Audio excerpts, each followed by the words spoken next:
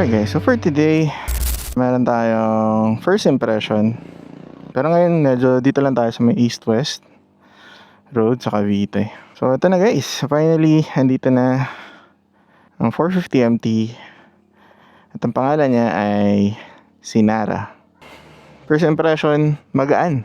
Mas magaan siya dun sa ating previous bike na Vogue 525 DSX. 21 inch yung harap, 18 yung likod. Napalitan na yung gulong. Actually medyo bago pa, may hibla-hibla pa. Shinko tires. Alam ko ito ay 1990 din. And Trailmaster, Shinko Trailmaster. Sa likod, ang size ng likod ay 150 by 70, 18 inch. And syempre yung napakaangas na Leo Vinci. So sinerch ko, hindi pala Leo Vince. Alam ko slip-on lang to, may catalytic pa siya. Nakikita nyo, naka PIAA na horn, snail type. Tapos may Motowolf na driving light, stock windshield. Kasi nadikitan na natin mga sticker, FJ Grit. Siyempre grit yan, no? Grit mo to. Ang maganda dito, meron na rin siyang Navi. Although medyo nahihirapan ako. One time nasubukan ko siya pero hindi ko na magawa. Yung Android Auto. Tapos yun, standard na yung anti-scratch tank pad. Yan, tank pad. Mas kinuha lang natin yung mga side bag natin. Yun, everything stock. Sobrang okay. Maganda pa talaga tumakbo. Sabi ni Sir kasi yung kinuha na natin is yung nakaswap natin. Galing lang tong ng heavy PMS. So minor adjustment na ginawa ko dito is yung clutch lever. I mean yung lever ng gear to change. Medyo tinaasan ko na yan. And then yung brake then medyo mas angat siya kaysa dito sa peg. Na-adjust ko na rin yung preload and compression at saka dampening ng likod. And same din lang dito sa harap. So sa likod, naka 3 lines. Ewan ko kung familiar yung mga naka CF Moto, 3 lines. Tapos sa ilalim, itong adjuster, 4 clicks from 0. So technically naka negative. Naka -6. 10 kasi ang 20 range yan, 20 clicks. So by stock, naka 10 siya. So ako, nag-counterclockwise lang ako 2 ng 6. Tapos dito sa harap, 4. Ito yung tension, ito yung compression. So 4 lines, same. May mga linya-linya kasi dyan, ako nakikita nyo. Tapos ganun din, naka 4 clicks ako from left. So 6 siya, 6. Then yung mga cellphone holder and DJI clamp natin nandyan na rin. So yun, everything is stock. Sobrang ganda pa tumakbo, no? First impression, sobrang gaan, sobrang agile. So kahit minsan dalawa kami ni Mrs. na subukan namin, kayang-kaya. Medyo mas mataas yung seat height niya kasi naka-stock seat pa rin to, hindi siya bawas. Pero feeling ko hindi ko na siya papabawasin. Masasanay na lang ko all throughout. Medyo naging confident naman ako sa pag-handle ng bigat. Correct me if I'm wrong guys. Alam ko mga 180, 190 kilos to. Wet weight. Yung Vogue natin kasi umabot ng 210. Ang wet weight nun, 210 kilos. So yun, start up natin.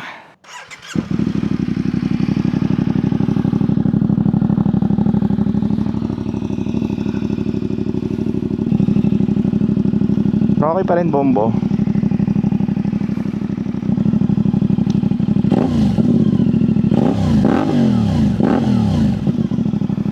Di lang tayo sanay na malakas yung pipe, pero I'm sure masasanay din. Try natin.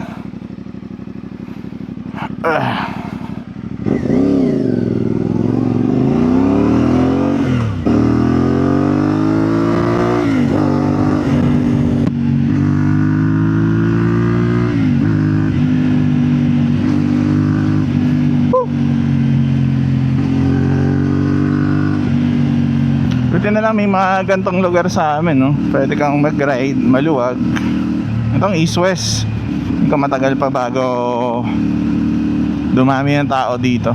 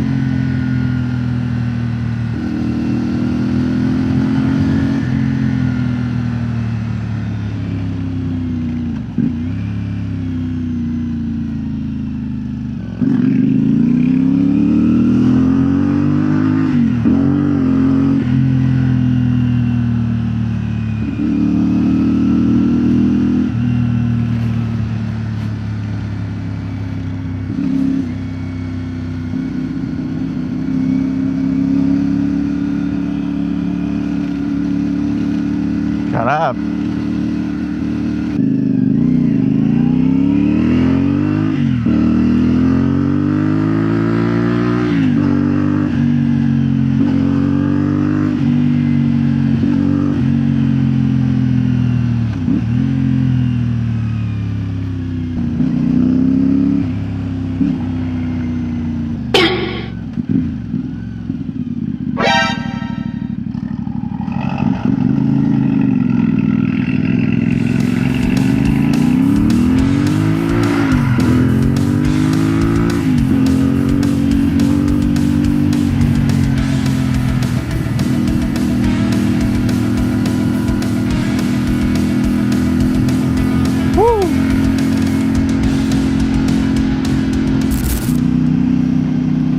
Alright guys, so overall parang wala na akong hahanapin pa sa motor na to. Very capable. Ganun din naman yung Vogue natin, pero mas capable to, kumbaga. Kasi kaya niya saan kahit saan. Tapos magaan. Yan nga guys, sa mabilis na content lang for today. First impression and kung ano-ano yung mga nakuha natin from the swap. Again, maraming salamat kay sir. Alam ko na-enjoy rin naman yung dating motor natin. And ito, super enjoy ko din yung unit niya. So, sobrang blessed, no? Sobrang thankful tayo na nabigyan din tayo ng chance magkaroon ng isang gantong motor. Aside from yung una nating motor na si Kyoto. Tabingi pala yung camera ko kanina guys. Hindi ko napansin. Medyo maliwanag pala.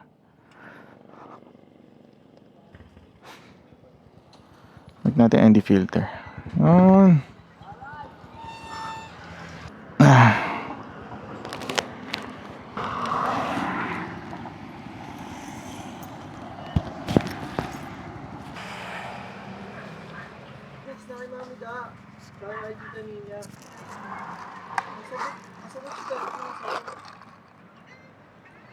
Tayo kayo mag-visit dito sa bypass Pantang Alfonso. Dito sa chai, coffee, and tea. May mga food din sila, no? Meron silang wedges, burger, nachos, kesa. At may mga non-cafe drinks din. Non-caffeinated. Oh, tabing-tabing daan lang. Ano siya guys? Dito. Yung pa Alfonso din.